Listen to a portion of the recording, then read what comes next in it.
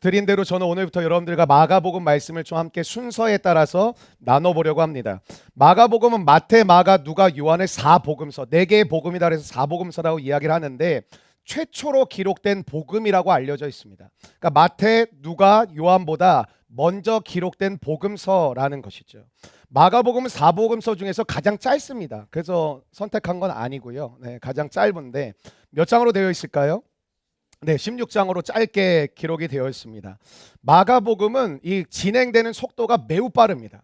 신약 성경을 읽을 때 여러분들이 성경이 읽혀진다고 느껴지는 부분을 제가 이렇게 가만히 보니까 이야기로 되어진 부분을 성경을 좀 잘 읽어가시는 것 같고, 또 하나는 속도감이 있으면 여러분이 성경을 좀 잘 읽어가시는데, 예를 들면 사도행전도 2장에서 약속하신 성령이 불처럼 바람처럼 임하시잖아요.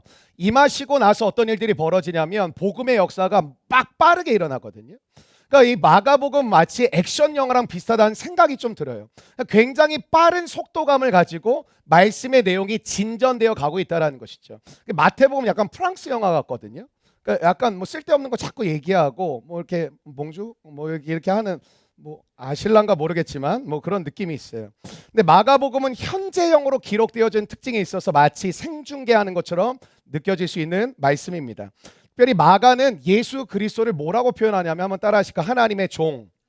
그러니까 하나님의 종이라고 표현을 해요. 그래서 종의 복음 이렇게도 설명을 하거든요. 오늘 1장 1절부터 말씀을 나눌 텐데 여러분이 이 개념을 가지고 계속 끌고 가셔야 돼요. 하나님의 종, 종의 복음이란 내용, 이 개념을 가지고 마가복음의 내용을 잘 끌고 가시면 지금까지 발견하지 못했던 내용들을 발견할 수 있을 거라고 생각이 들어요. 마가복음의 핵심 구절이 있는데 10장 45절입니다. 한번 자막을 통해 같이 읽어보면 좋겠습니다. 시작. 인자가 온 것은 섬김을 받으려 함이 아니라,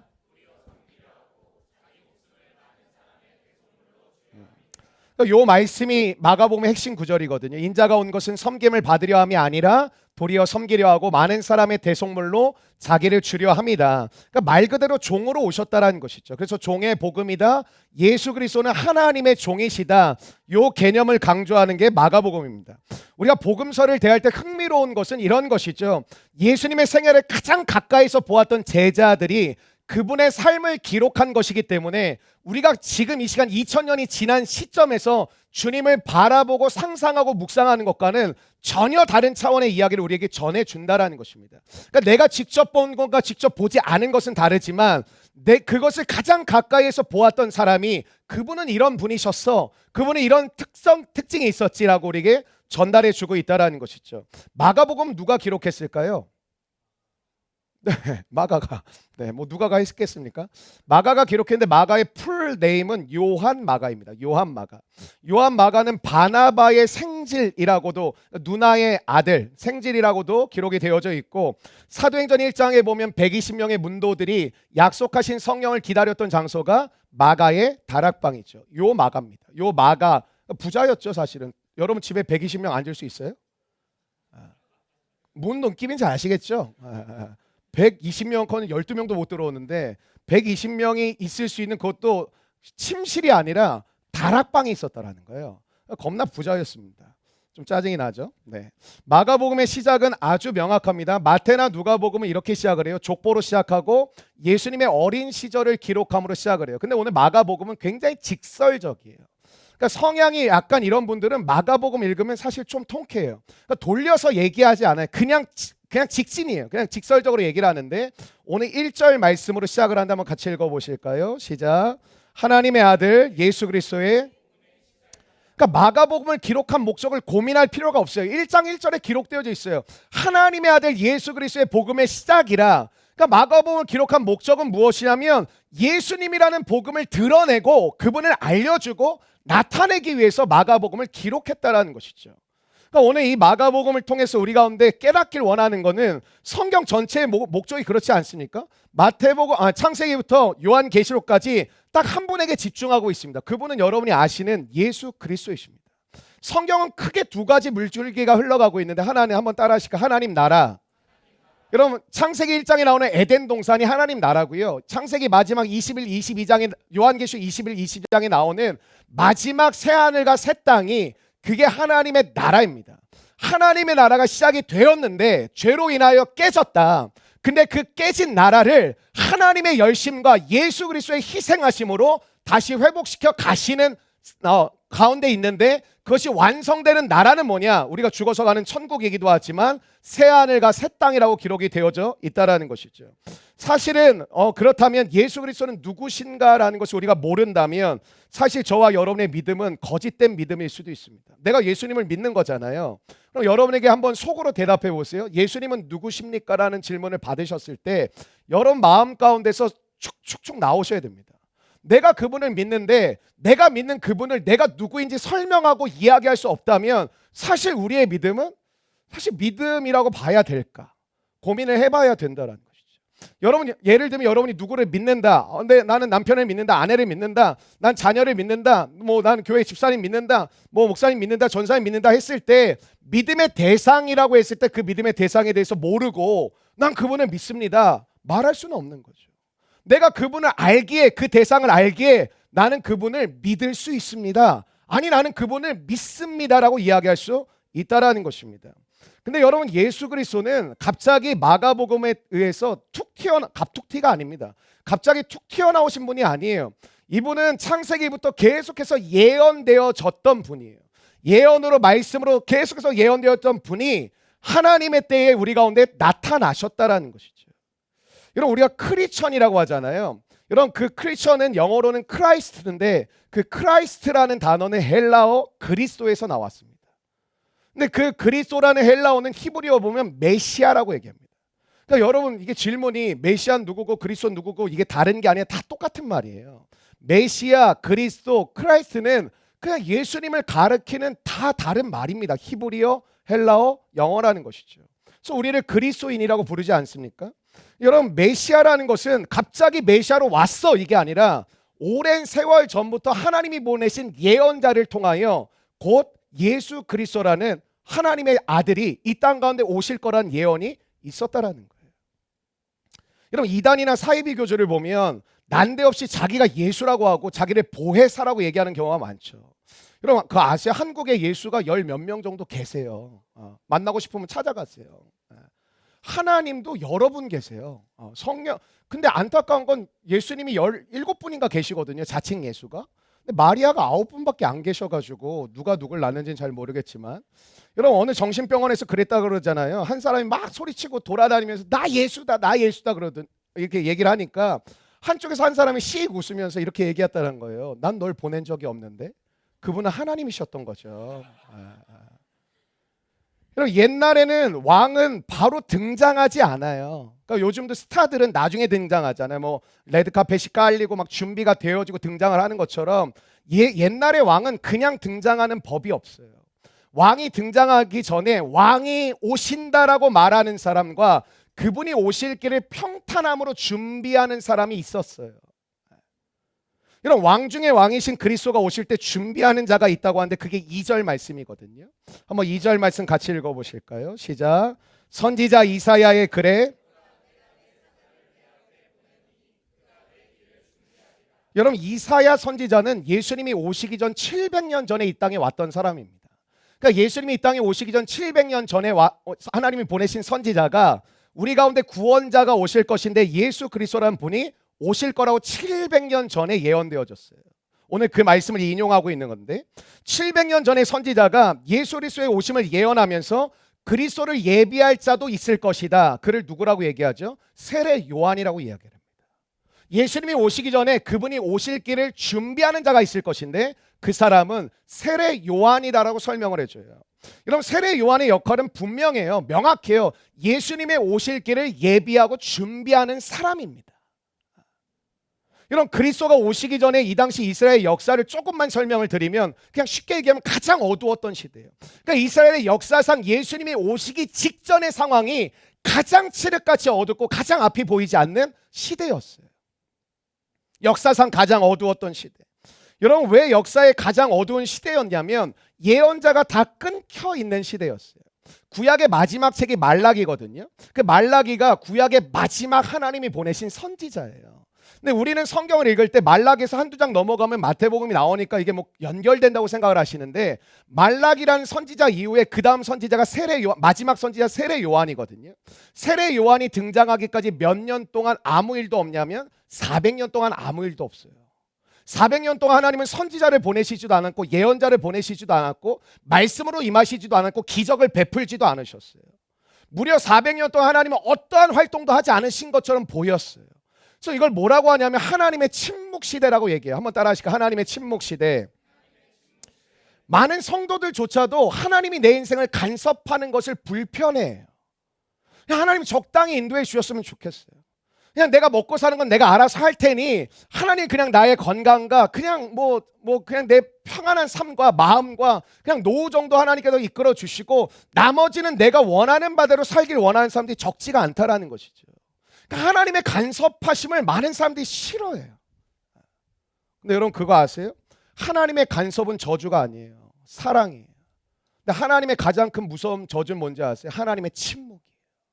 여러분 사울 왕이 하나님과의 관계가 단절됐어요. 왜 단절됐죠? 하나님이 하지 말라고 하는 것만 막 족족해요. 하나님이 계속 경고하셔. 너 그거 하지 말아라. 하지 말아라. 하지 말아라.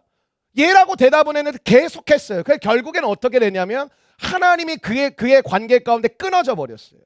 사울이 너무 답답해지니까 문제가 막 생기니까 하나님께 구하는데 꿈으로도 운밈으로도 우림으로도 둠밈으로도 어떠한 환상으로도 임하지 않으셨어요. 그래야 어떻게 됐죠? 무당에게 찾아가서 사무엘을 불러달라는 지경에까지 떨어지죠. 왜 그럴까요?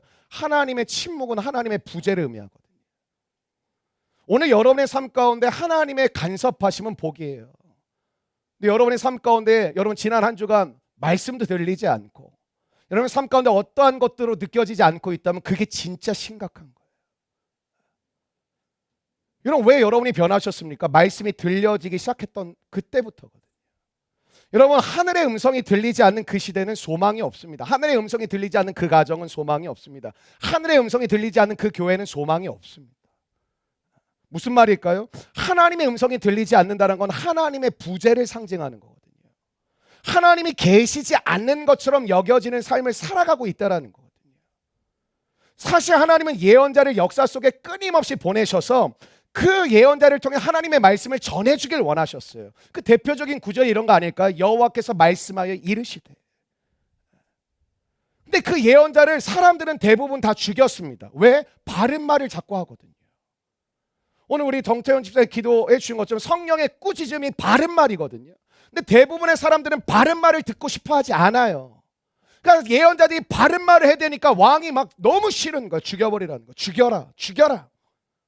왕이시여 하나님의 사람입니다. 죽여라. 필요 없다. 이런 말라기 선지자부터 세례 요한 마지막 선지자까지 기간이 400년이라니까요. 여러분 4년도 하나님 말씀하지 않다면 괴로운 일이고 40년 말할 것도 없고요. 40년 망한 거예요 인생이. 우리가 길어봤자 80년 사는 건데 400년 동안 이스라엘의 하늘의 문은 닫혀져 있었어요. 오늘 여러분의 인생의 문제가 뭐라고 생각하세요? 하늘의 문이 열려져 계십니까? 하늘의 문이 열리는 주일 예배가 되시기를 주님의 이름으로 축원합니다. 여러분 이 침묵을 깨고 누가 오신 거냐면 예수 그리스도가 등장하신 거예요. 이 거대한 전환점에 그리스도를 예비하는 자로 누구를 부르셨냐? 세례 요한을 부르셔서 그분이 오실 길을 예비하고 준비하고 그분이 오신다라고 나팔을 불고 다니게 만들었어요. 그게 3절 말씀이에요. 3절 말씀 한번 같이 읽어보실까요? 시작. 광야에 외치는 자의 소리가 있어 이르되. 여러분 세례 요한입니다. 이름이 세례 요한이고 마가 요한이기도 하거든요. 근데 이 세례 요한의 이름을 오늘 3절 말씀은 세례 요한이라고 말은 하지만 또 뭐라고 부르냐면 그는 광야에 외치는 자의 소리라고 얘기합니다. 여러분 이 이 소리라는 건 이런 것이죠. 형체가 없는 것입니다. 지금도 제 마이크를 통해서 마이크에 연결된 이 음성이 스피커를 통해서 여러분에게 소리가 전달되어지고 있죠. 소리는 얼굴이 없습니다. 소리는 형체가 없습니다. 그러나 소리는 실제하는 것입니다. 소리는 소리일 뿐인 것입니다. 별다른 의미가 없습니다. 그냥 소리는 소리예요. 근데 소리는 우리가 볼 수 있는 게 아니라는 것이죠. 보고 싶어도 보여지지 않는 것입니다. 만약 소리를 보고 계신 분이 계시다면 목양실로 오시기를 바랍니다. 세례 요한은 자기 자신을 드러내거나 증명하라고 부르심을 받은 사람이 아니라 오직 그리스도를 드러내는 자의 소리로 존재하는 것임을 말씀하셨어요. 우리가 예수를 믿고 난 뒤부터는 우리의 존재는 중요한 게 아니에요, 여러분.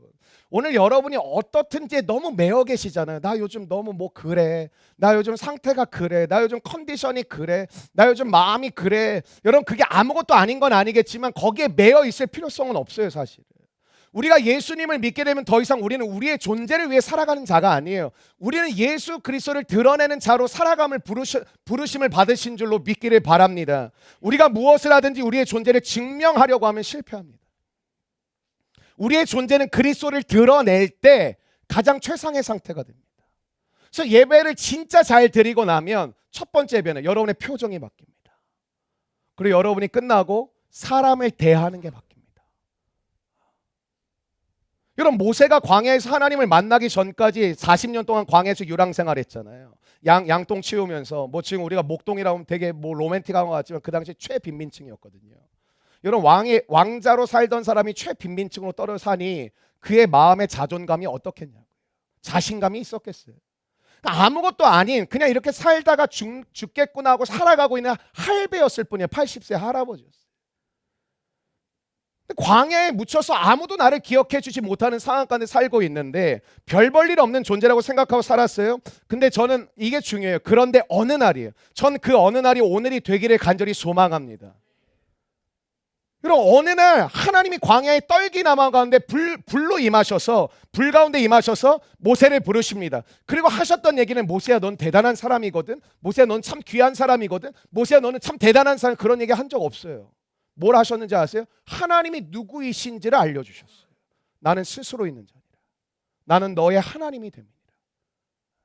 오늘 우리가 궁금한 건 나는 과연 누구일까 아닙니까? 근데 성경은 내가 누구인지를 알려면 하나님이 누구이신가라는 질문을 통과하게 되면 자연스럽게 나는 누구인지를 알게 된다는 거예요. 여러분, 모세가 하나님이 누구이신지를 알고 나서 어떤 삶의 변화가 일어나죠? 여러분, 지금 대통령 만나겠다고 우리가 뭐 용산 쳐들어가면 만나줍니까? 철컹철컹해요. 여러분, 그 당시 바로라는, 여러분, 이 왕 앞에 나아간다는 건 말이 안 돼요. 근데 바로 왕 앞에 설 수 있었던 힘은 무엇이냐? 하나님이 누구이시냐 알아서 바로 왕에게 나아가는 목적이 뭐냐? 내가 너에게 하나님이 누구이신지 알려주기를 원한다라는 거예요. 여러분, 일터에서 어떻게 사셔야 되는지 모르겠어요? 하나님이 누구이신지를 난 당신들에게 알려주려고 오늘 난 이 직장에 왔습니다. 그게 그리스도인의 일터를 대하는 자세예요. 난 당신들에게 하나님을 알려주려고 이 자리에 섰습니다. 근데 우리는 그러한 마음이 없이 뭐 전도를 좀 세련되게 기분 안 나쁘게 마음 상하지 않게 하면서 잘 믿게 하는 방법은 어디 있을까? 있죠. 전하지 않는 거. 여러분, 바로 앞에 나갔던 목적은 뭐예요? 하나님이 누구이신지 알려주겠다라는, 내가 너에게 하나님이 누구이신지 알려줄게 라고 나갔던 거예요. 여러분, 하나님이 누구이신지 알게 되니까 모세라는 80세 할아버지의 삶이 완전히 바뀌어버렸어요. 여러분, 우리의 신앙의 가장 큰 주제는 한번 따라하시죠. 하나님이 누구이신가? 여러분, 예수를 믿은 지 10년, 20년 되셨는데 여전히 하나님이 누구이신가를 모르고 계시다면 성경 공부도 하시고 기독교 에센스도 하시되 여러분, 그 일에 집중하세요. 그 질문이 통과되지 않으면 우리는 더 이상 진도가 나가지 않아요. 하나님이 누구이십니까? 여러분, 우리가 그리스도를 온전히 알면 무슨 일이 일어날까요? 상상할 수 없는 일이 일어나겠죠. 만왕의 왕이 되신 그 아버지께서 나의 아버지가 되어주시면 어떤 일이 일어날까요? 상상할 수 없는 일이 일어나겠죠. 여러분, 그리스도를 제대로 알면 내가 어떻게 살아야 할까? 이런 상상하시잖아요. 내가 한 3억만 생기면, 아니 한 10억만 딱 생기면 와, 진짜 내 삶이 바뀔 텐데 상상하게 되잖아요. 여러분, 하나님이 여러분의 아버지가 되신 것을 가지고 상상이 되세요? 그게 막 기쁨으로 상상의 나라가 뻗어가세요? 하나님이 나의 아버지시라니, 하나님이 나를 주관하신다니, 하나님이 나를 창조하셨다니, 그 고백이 여러분 마음 가운데 마치 돈 1억이 생기면 모두 할 수 있고 모두 할 수 있고 모두 시작할 수 있다는 기대감이 막 부풀어 오르는 것처럼, 하나님이 여러분의 아버지가 되어주시는 그 진리의 말씀이 여러분에 들어왔다면 여러분 안에는 하나님이라는 주제를 가지고 무한대로 뻗어가는 생각의 상상의 나래가 펼쳐져 가고 계시냐고요.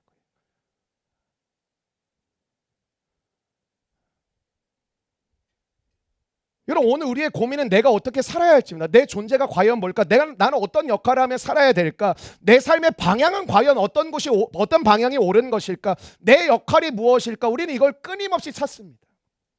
찾지 못하신 분은 죄송하지만 60대, 70대가 돼도 찾아야 됩니다. 오늘 우리 인생의 가장 본질적인 질문을 나누고 싶습니다. 내가 어떻게 살아야 되는가? 한번 따라 하실까요? 내가 어떻게 살아야 되는가? 근데 여러분 끊임없이 고민하실 것 같아요. 근데 이 질문을 던져도 문제는 뭐죠? 답이 나오지 않는다라는 거예요. 나는 어떻게 살아야 될까? 질문을 많이 하시겠죠. 우리 교회 청년들이 또 많으니까 나 어떻게 살아야 될까? 난 뭘 하면 지내야 될까? 어떻게 나아가는 게 옳을까? 많은 생각들을 하시는데 문제는 뭐죠? 답을 찾기가 어렵다라는 거예요. 그리고 그게 답이라는 확신이 잘 들지 않는다라는 거예요. 무언가를 여러분이 지금 살아가고는 계시지만 이게 진짜 내 삶의 최선의 답일까라는 질문 앞에서 또 자신이 없어요. 그럼 어떻죠? 우리는 방랑자인 거예요. 언제든 떠날 준비가 되어져 있어요. 뿌리를 못 내려요. 정착을 못 해요. 왜? 여러분 일 때문에 돈 때문에 아니에요. 내가 누구인지를 모르기 때문에 그래요. 근데 그 질문은 거슬러 올라가면 뭐예요? 하나님이 누구이신지 모르기 때문에. 근데 복음이 뭐라고요? 하나님이 누구이신지를 알려주는 거예요. 여러분 우리가 그리스도가 누구이신지 정확하게 알게 되면 방향을 찾게 돼요. 삶의 질서가 잡혀요. 여러분 루틴 안 잡히시죠? 루틴은 질서거든요. 여러분 루틴은 습관이 아니에요. 삶의 질서를 루틴이라고 하는 거예요. 루틴이 안 생기는 분들은 들어보세요. 삶의 질서가 없는 거예요. 그래서 루틴을 아무나 못 가져요. 삶의 질서가 있는 사람만이 가져. 아니면 진짜 의지가 강해서 난 이 일을 꼭 이루겠다는 자기가 자기의 삶을 성공하고자 하는 사람들 정도만 그 루틴의 삶을 살아요. 근데 후자의 삶은 반드시 부작용이 오겠죠. 왜? 자기의 힘에 겨워서 살아가는 거니까. 자기의 능력 이상을 살아가는 거니까. 그게 몇 날 며칠은 살아갈 수 있지만 그게 1년 2년 거듭되면 병납니다. 정신적 병이 오든 정서적 병이 오든 감정적 병이 와요.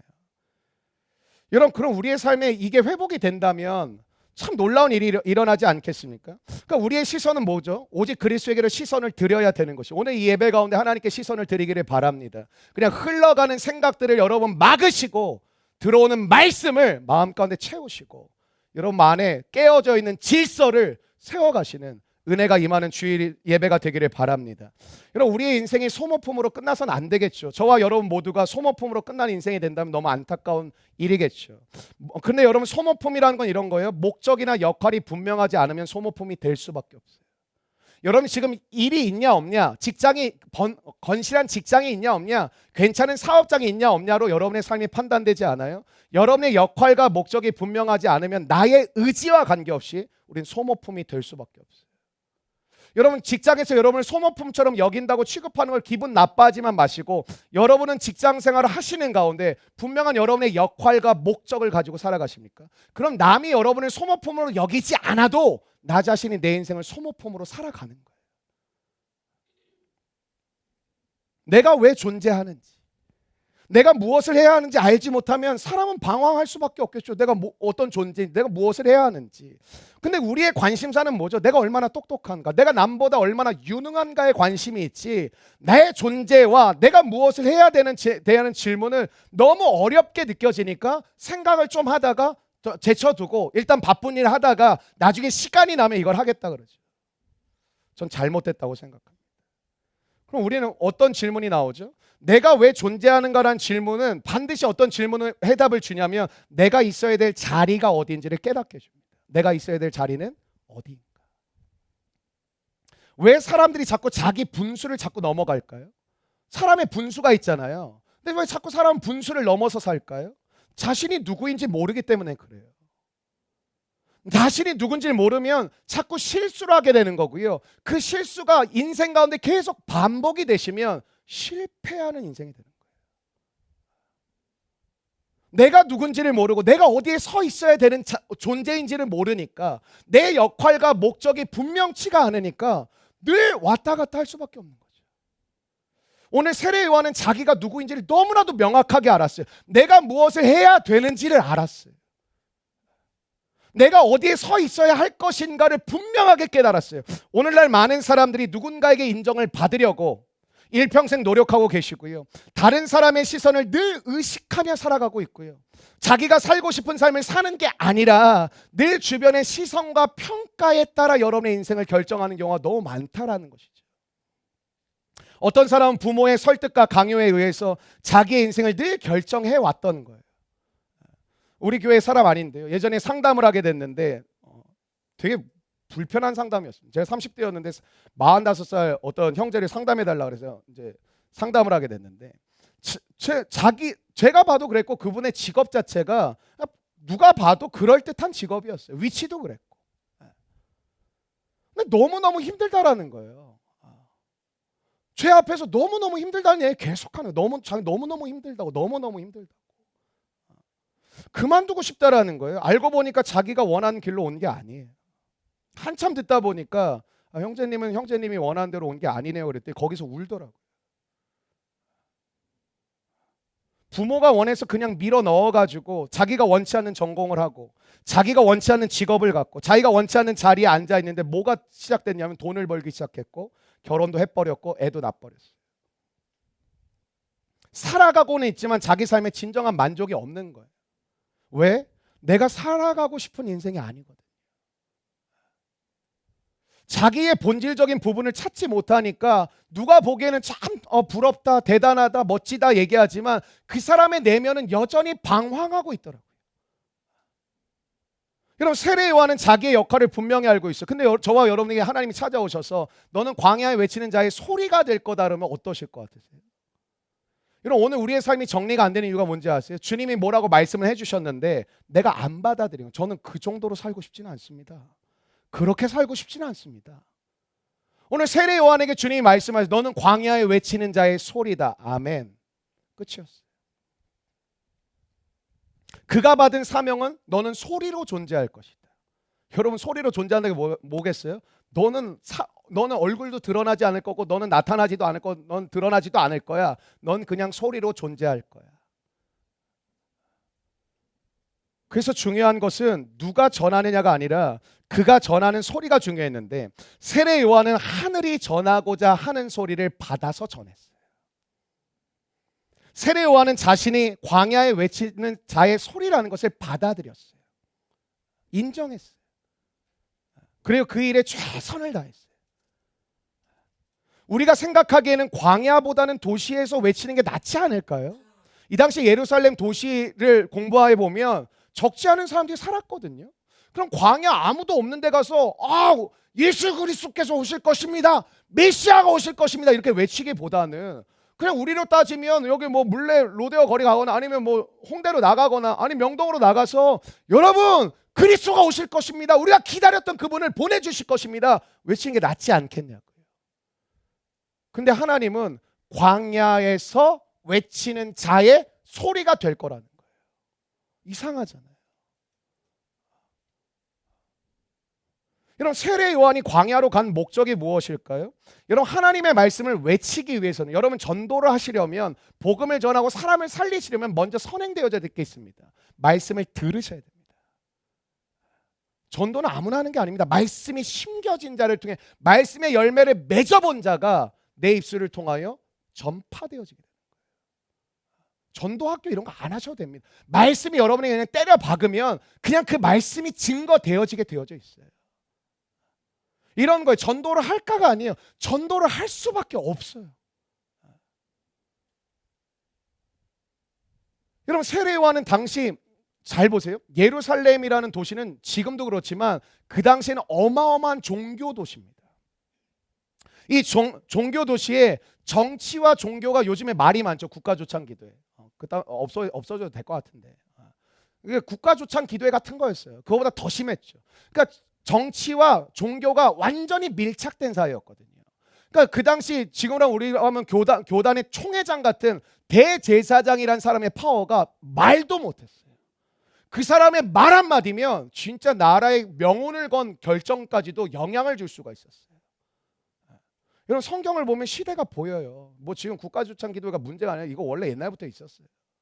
사람이 하는 짓은 다 똑같아요. 거기서 거기. 근데 예루살렘의 정치적인 종교 지도자들과는 거리를 두었어요. 세례 요한은. 이 사람이 약간 뭐 어떤 사람이냐면 그거 알죠? 스스로 왕따 된 사람. 난 너희를 왕따 시켰어. 너희가 날 왕따 시킨 내가 야인과 같은 사람이에요. 여러분 세례 요한은 당시에 메인 그룹에 들 수 있는 조건을 가졌는데 들지 않았어요. 그는 화려한 세마포를 입고 설교할 수 있었는데 여러분 그냥 털옷을 입고 메뚜기 석청을 먹고 설교했어요. 그래서 건강한 것 같아요. 그 천연꿀을 드셨으니. 그러니까 당시에 유대교가 예루살렘을 중심으로 굉장히 보편적으로 큰 영향력을 행사하고 있을 때였거든요. 예수님이 오시기 직전에. 예수님 오신 이후에도 그랬지만 유대교는 성전이 화려했어요. 예배 형식도 화려했어요. 근데 뭐가 없었냐면 하나님의 임재가 없었어요. 하나님이 그들과 함께 하시지 않았어요. 그래서 오늘 뭐라고 나오면 광야에 가서 하나님의 음성을 세례 요한이 먼저 들었다라, 가서 외친 게 아니라 세례 요한이 광야에 보내셔서 세례 요한이 먼저 했던 건 외치는 게 아니라 들었다라는 거예요. 근데 이 말씀이 누가복음 3장 2절에 굉장히 자세하게 나와요. 한번 같이 읽어보실까요? 시작. 안나스와 가야바가 대제사장으로 있을 때에 여러분 안나스와 가야바는 종교 지도자입니다. 그 당시 최고 지도자 대제사장입니다. 안나스와 가야바라는 최고 종교 지도자가 없었던 게 아니라 있었어요. 근데 그들이 있는 예루살렘 아주 화려한 성전에 대제사장이라는 직분과 직책을 가진 안나스와 가야바에게 말씀이 임하는 게 아니라 광야의 무명의 사역자 세례 요한에게 말씀이 임하니라. 여러분 예루살렘의 종교 시스템을 하나님 볼 때 뭐냐면 그냥 외적인 거 껍데기 이렇게 보시는 거예요. 안나스와 가야바가 대제사장으로 있을 때 이 말은 그 당시에 거대한 종교 시스템이 작동하고 있었다는 거예요. 근데 거기에 임하시지 않더라는 거예요. 주님.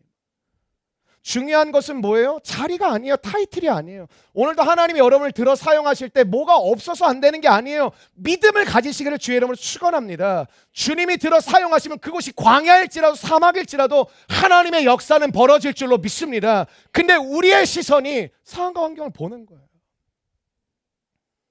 물론 무시는 못한다고 말할 수 있겠죠. 근데 오늘 본문은 뭐라 그래요?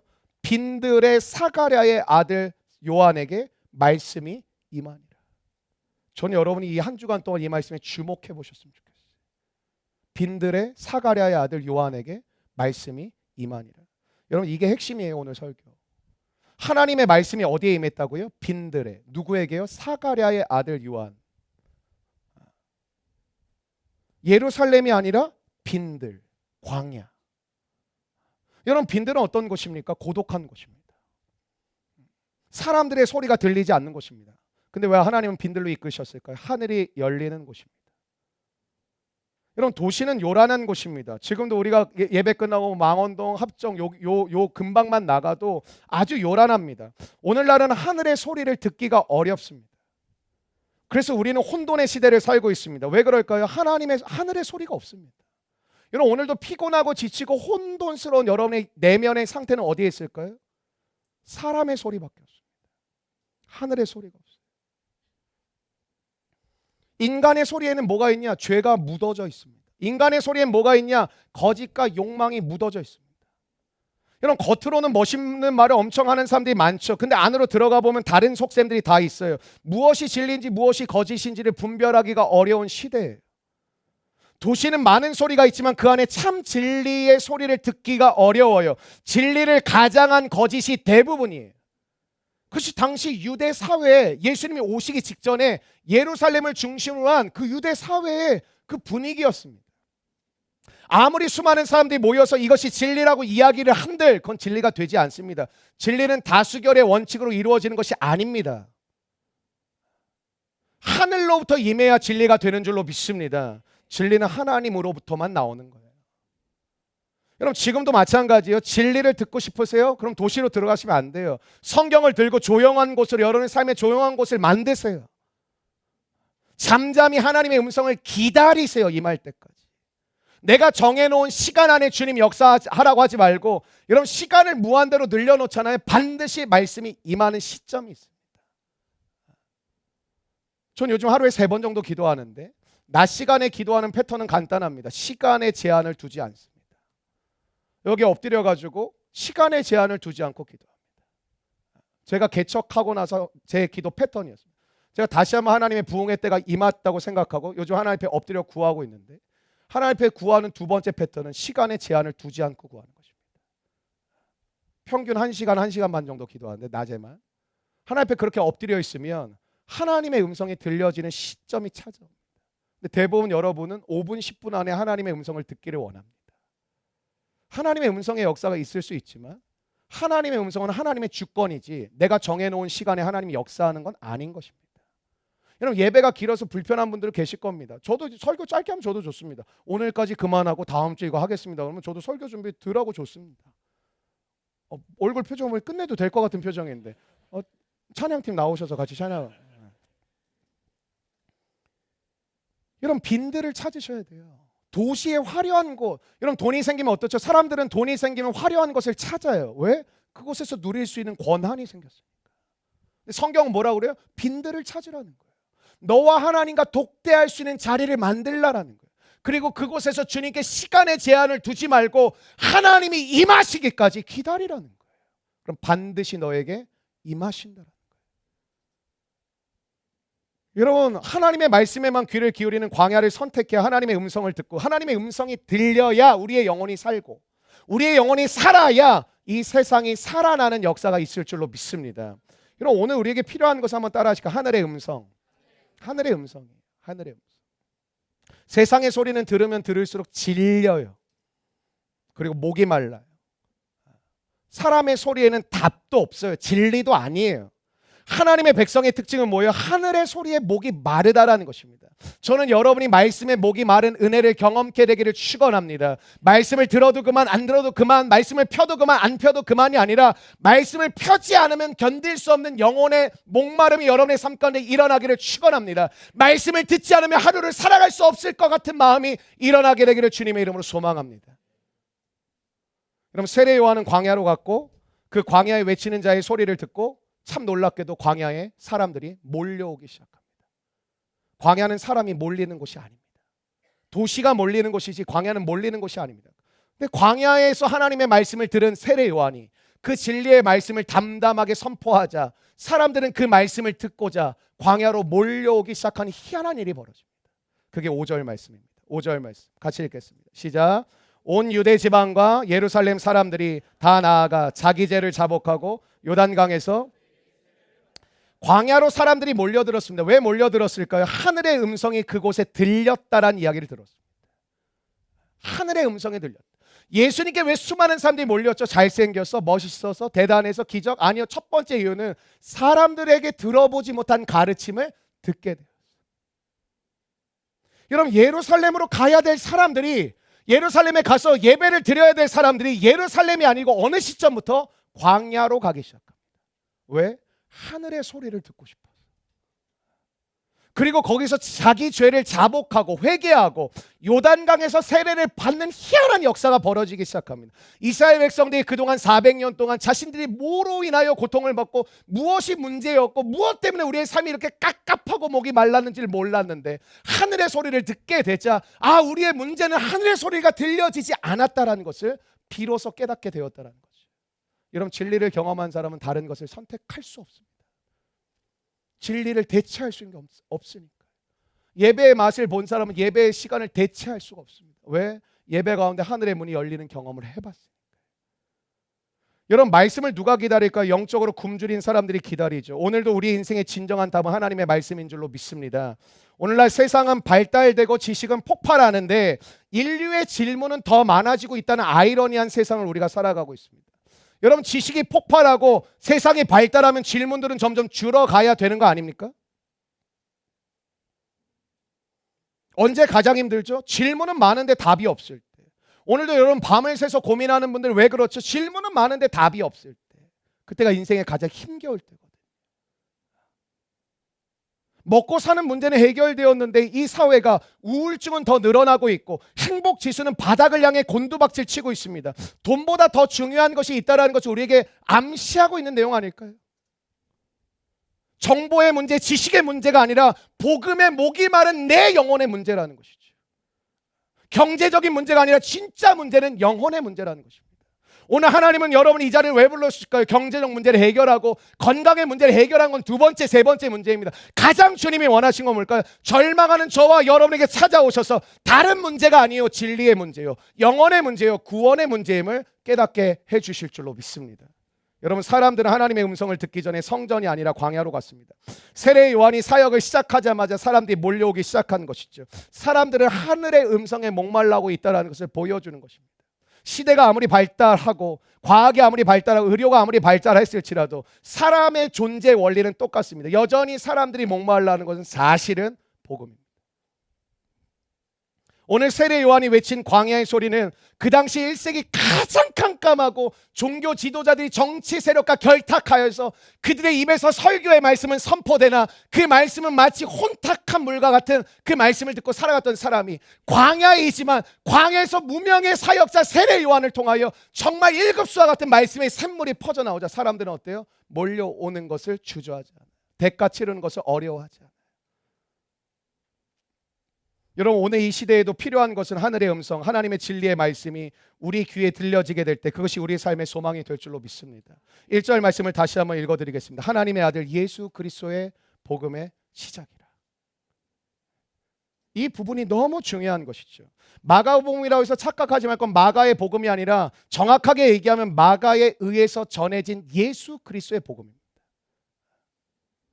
마가에 집중할 필요가 없어요.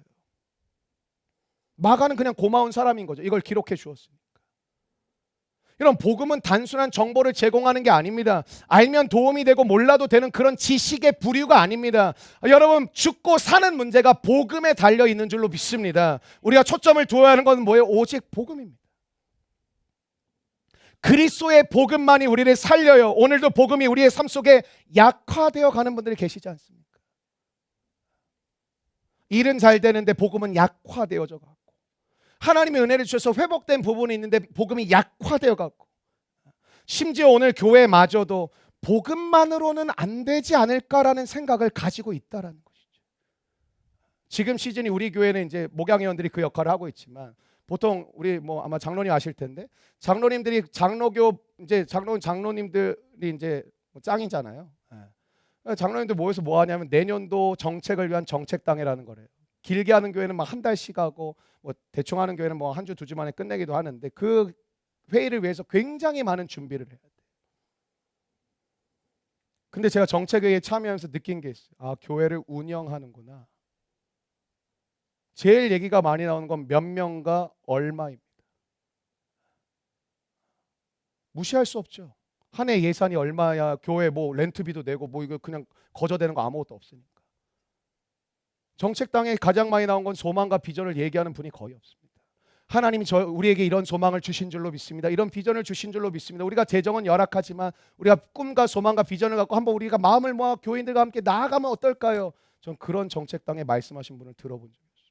그거 안 됩니다. 돈 모자릅니다. 그거 어렵습니다. 깎아야 됩니다. 교육부서 깎아야 됩니다. 선교 어렵습니다. 깎아야 됩니다. 청년분들에게 부탁드리고 싶습니다. 여러분, 욕할 자격 없습니다. 기성세대는 교회를 살리기에 많은 희생을 했습니다. 희생이 없는 말만큼 잘못된 무기가 없습니다. 희생이 동반된 말이 담길 때 그 말에 폭발력이 생기는 겁니다. 제가 청년 사역할 때 이전교회에서 그랬습니다. 기성세대 욕할 자격도 없다니. 그분들이 이 교회를 세워가기 위해서 지금 보기에 뭐가 문제도 있고 어려움도 있어 보이지만 많은 것들을 희생하고 헌신하고 달려왔다. 니네 뭐 희생해봤어? 뭐 헌신해봤어? 뭐 팔아봤어? 뭘 나눠줘봤어? 그거 하지 않고 말하지 말아라.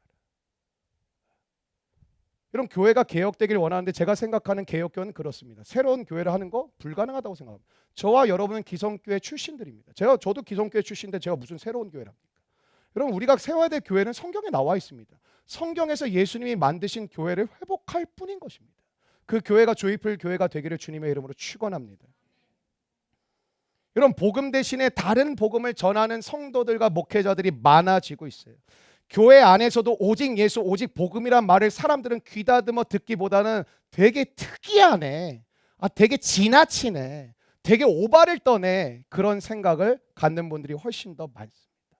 무슨 오직 예수야, 오직 복음이야, 오직 믿음이야, 그걸로 다 될 것 같으면 다 되지. 예수를 믿으면 그 안에 모든 게 다 들어가 있다고 성경은 이야기하고 있음에도 불구하고 우리는 여전히 복음만으로는 뭔가 부족하지 않나? 라는 생각을 가지고 있습니다. 여러분의 진로에 예수님이 들어가 계십니까? 여러분의 삶에 예수님이 들어가 계십니까? 내일 출근하는 길에 예수님이 예비되어져 계십니까?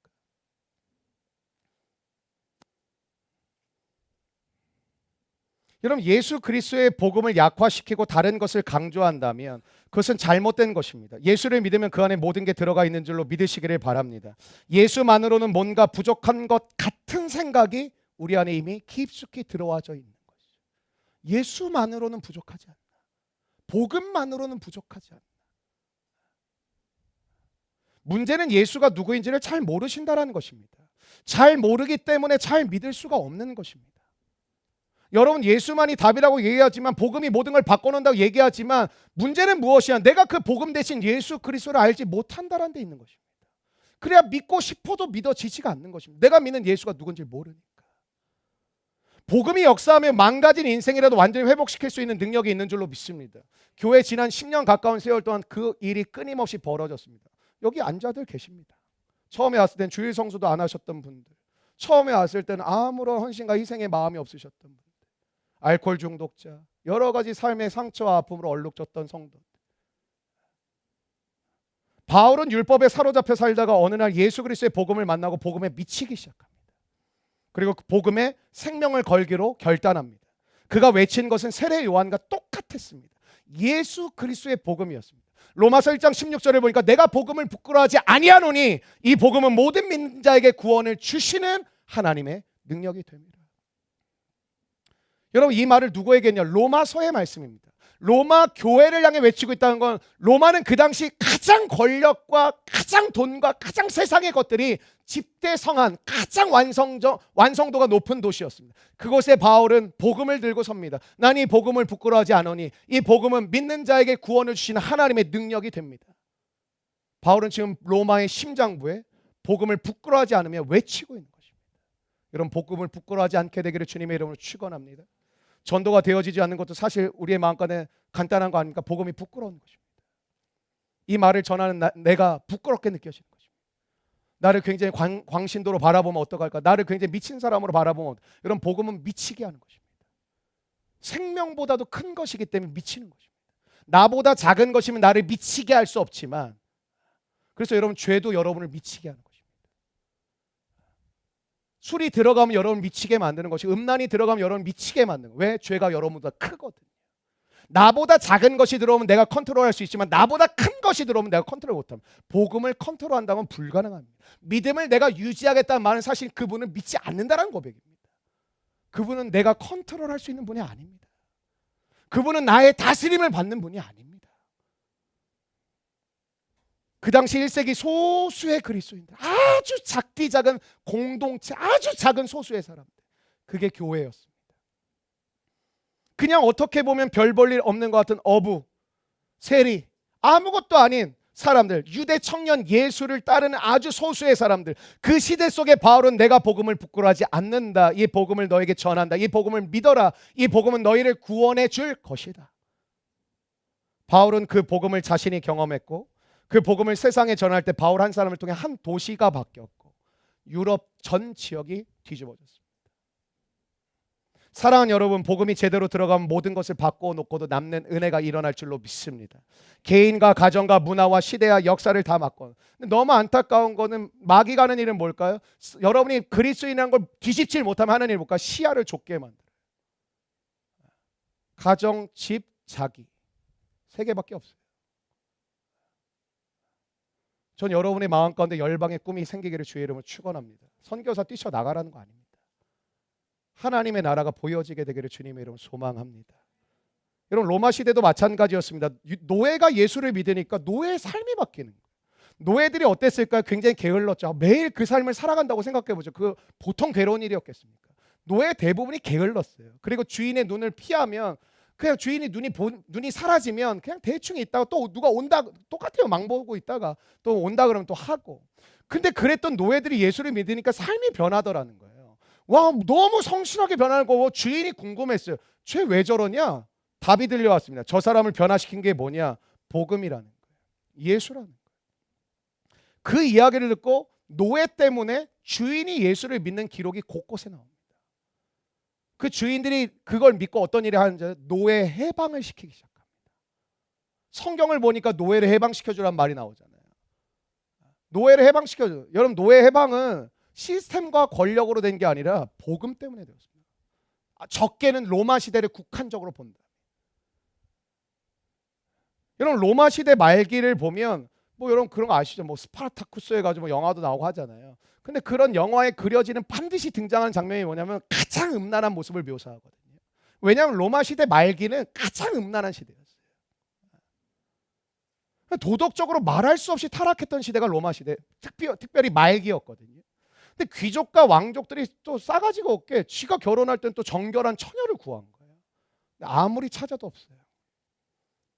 근데 찾았다고 왔는데 누구였냐면 그리스도인들 자매들이었어요. 그 당시 정결한 신부는 그리스도인들밖에 없었어요. 의도치 않게 신분의 차이가 많음에도 불구하고 정결한 신부를 원하니까 결혼을 하기 시작했어요. 이 결혼한 자매들이 들어가서 집안에 뭐 하기 시작했어요? 예수를 증거하기 시작했어요. 그 집안이 뒤집어 버리기 시작했어요. 귀족과 왕족들이 뒤집어져 버리기 시작했어요. 노예를 통해서도 일하셨고 하나님은 귀족과 왕족들도 변화시키는 양쪽의 일들을 계속 끊임없이 하셨어요. 여러분, 그러니까 여러분 복음이 들어가니까 노예가 바뀌니까 주인을 바꾸고 주인이 바뀌니까 노예 제도의 시스템을 바꿔버려. 복음이 들어가니까 귀족과 왕족도 바뀌어 버리다라는 것입니다. 정리해 가겠습니다. 여러분, 복음만이 소망인 줄로 믿게 되시기를 축원합니다. 지금 안 믿어진 분 어거지로 믿을 필요는 없습니다. 근데 믿어지게 하실 줄로 믿습니다. 복음만이 답이 됨을 여러분의 삶 가운데 기억되기를 원합니다. 사람 바꾼다고 역사가 바뀌어지는 법은 없습니다. 시스템을 바꾼다고 역사가 바뀌어졌던 경우는 한 차례도 없습니다. 우리의 기대는 복음밖에 없는 줄로 믿습니다. 여러분, 복음의 능력이 먼저 뭐가 필요할까? 우리 안에 시작되어야 되지 않을까요? 우리 안에, 여러분의 가정 안에, 또 우리 교회 안에 먼저 시작되는 은혜가 임하기를 주님의 이름으로 선포합니다. 복음을 모르면 어떻게 될까요? 복음의 능력을 경험할 수가 없습니다. 그러니까 교회를 아주 쎄 빠지게 다녔지만 뭐예요? 복음의 능력을 경험해 본 적은 없는 거예요.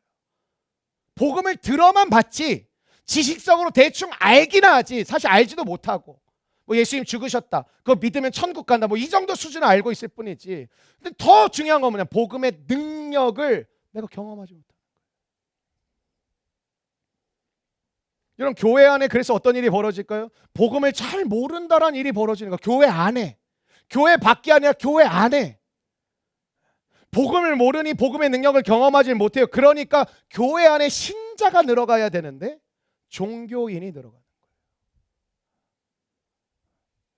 여러분, 그리스도의 복음을 경험하지 않은 사람은 한 가지가 안 됩니다. 그리스도 중심적으로 살 수가 없습니다. 그럼 여러분, 그리스도 중심적으로 못 살면 어떻게 살 수밖에 없을까? 인간 중심적으로 살 수밖에 없겠죠. 오늘 여러분 변화되고 싶으신 분 계실 텐데 안 변화되는 이유는 뭐냐면 여러분 스스로가 인간 중심에서 벗어날 수 있는 길은 없습니다. 오늘 복음이 여러분의 심령을 꿰뚫어 주시기를 축원합니다. 그럴 때 나타나는 가장 큰 축복이 뭐라고요? 그리스도 중심으로 살아가는 은혜가 임한다.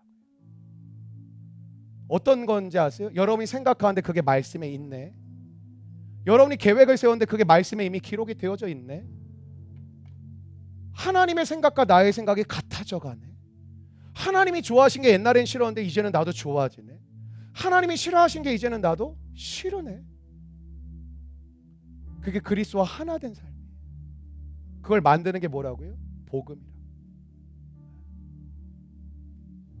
여러분, 오늘 그리스도가 아닌 단순히 기독교적인 활동에 참여한 그러한 사람들이 늘어나면 그런 교회는 무너지기로 준비된 교회와 같습니다. 시간의 차이일 뿐이지 무너지기로 결정한 교회와 같아요. 복음이 약하면 불신자들이 교회 안에 늘어나요. 왜? 신자들이 그 불신자들 뒤집어 놓아야 되는데 복음이 약화되니까 불신자가 들어와서 신자의 영향을 받아야 되는데 불신자가 들어와서 신자에게 영향을 끼치는 거예요. 제가 청년사 가면서 어마어마한 일들이 많았어요. 끝나서 교회 예배 끝나고 나가서 3, 4, 5에 나가서 호프집 가서 치킨 먹고 술 마시. 교회 친구들끼리 금요일날 예배는 안 되고 나가서 클럽에서 모여서 춤추고 놀아. 이거 수두룩 빽빽이에요.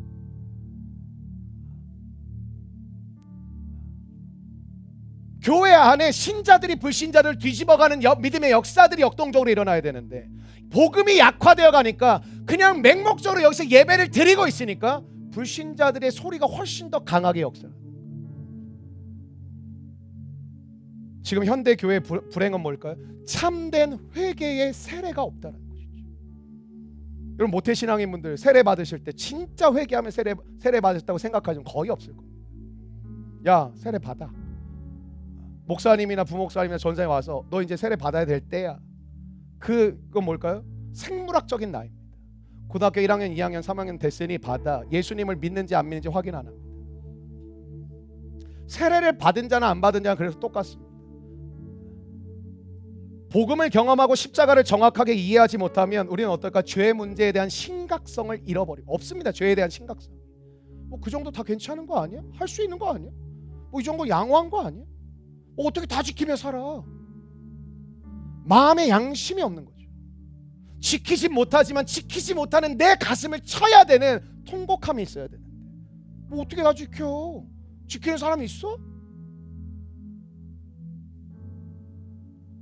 그러면 신앙이라는 건요 믿을 수 없는 게 돼요. 어떻죠? 여러분이 기독교인이라고 세상에 나가서 받는 어드밴테이지가 없어요. 옛날엔 있었어요. 옛날에 동네 사람들도 뭐 그 꼭 좋은 일은 아닐 수 있지만 목사님 그림자도 한 발 봤어요. 존경했다라는 거죠. 그만큼 저들은 다르게 살아간다는 걸 인정했다라는 거죠. 기독교에 대한 어드밴테이지의 첫 번째는 정직이었어요. 어딜 가든 그리스도인이라고 하면 사람들은 정직한 사람이라고 여겨줬어요. 깨끗한 사람이라고 여겨줬어요. 욕심 부리지 않는 사람이라고 그건 여겨줬어요. 너무 불행한 거죠. 기독교인이 더 욕심 많고 더 지껏 챙기고 그게 이 시대 사람들이 갖고 있는 어떤 개념이 됐어요. 누굴 욕할까요? 내가 교회인데. 누굴 원망할까요? 내가 교회인데. 우리가 해야 될 건 정죄할 게 아니라 같이 일어서야 되겠죠. 우린 서로 만나면 냄새가 나요. 서로 만나면 뭐 오물이 쏟아져요 사실. 그래서 우리가 만나면 갈등이 쏟아지는 거예요 사실. 그럼 포기해야 될까요? 부딪혀 가야 돼요. 왜? 그것이 주님의 뜻이니까. 이런 그냥 세상 동호회 같이 되는 거예요. 놀러 가는 건 잘해. 근데 기도는 안 돼. 믿음으로 함께 가는 건 안 돼. 하나님 얘기는 안 나와. 세상의 얘기는 끊임이 없어. 밤을 새도 즐거워. 그냥 육신적인 사람들이 모여 공동체를 이루고 있는 것은 겉은 교회인데 사실은 교회가 아니기 때문에 문제가 생기면 어쩌죠? 걷잡을 수 없이 그 교회는 무너져요. 여러분 교회의 진짜 능력은 뭔지 아세요? 문제가 터져봤을 때 나오는 거예요. 문제가 터졌을 때 그 공동체 그 무게를 그 문제를 감당할 수 있는 거예요. 아니면 삽시간에 퍼지면서 다 무너지는 거예요. 여러분이 교회잖아요. 그리고 우리의 교회된 우리들의 모임이 교회잖아요. 이건 그냥 예배당인 거고. 진짜 교회는 문제를 이겨요. 오늘 우리의 신앙의 문제가 뭘까요? 문제를 이기질 못하는 거죠. 문제가 올 때마다 픽픽 쓰러지는 거죠. 문제를 이길 뿐만 아니라 그 문제를 통해 더욱 성장하게 되실 줄로 믿습니다. 그 교회의 중심에 누가 있어야 돼요? 예수 그리스도. 복음이신 예수 그리스도. 하나님의 아들 예수 그리스도의 복음의 시작이라 마가복음은 굉장히 직설적으로 얘기하죠. 하나님의 아들 예수 그리스도의 복음의 시작이라. 세상과 다른 교회가 아니라 세상과 비슷한 교회가 늘어나고 있다면 그것은 아무런 희망이 없는 것입니다. 여러분이 교회예요. 여러분이. 자꾸 교회하면 이거 생각하지 말고 여러분이 교회시라. 여러분. 내가 교회. 우리가 복음에 대해서 많이 들었지만 이번에 특별히 마가복음 강해를 통해서 여러분이 복음에 대해서 다시 한번 여러분의 영혼과 삶이 온전케 되어지는 은혜와 사랑이 여러분 모두에게 임하시게 되는 복된 시간 되시길. 예습해 오세요. 다음 주 어디 할까요? 몇 절까지 할까요? 이럴 수도 있어요. 1장 6절부터 16장 31절. 마가복음 강해 끝. 고민하고 있어요. 4절 5절이 한 번 더 설교를 할까? 4절 5절이 세례에 대한 내용인데 회개의 세례를 얘기하고 6절부터 9절은 성령의 세례에 대해서 얘기해서 한 번에 묶어서 설교를 할까? 한 번씩 나눠서 설교할까 고민하고 있어요. 뭐 그 고민은 제가 할 테니까. 여러분들 마가복음을 여러 번 읽어보시면서 하나님이 주신 복음의 능력을 실제로 경험케 되는 복된 하나님의 백성들 되시기를 축원합니다. 축원합니다.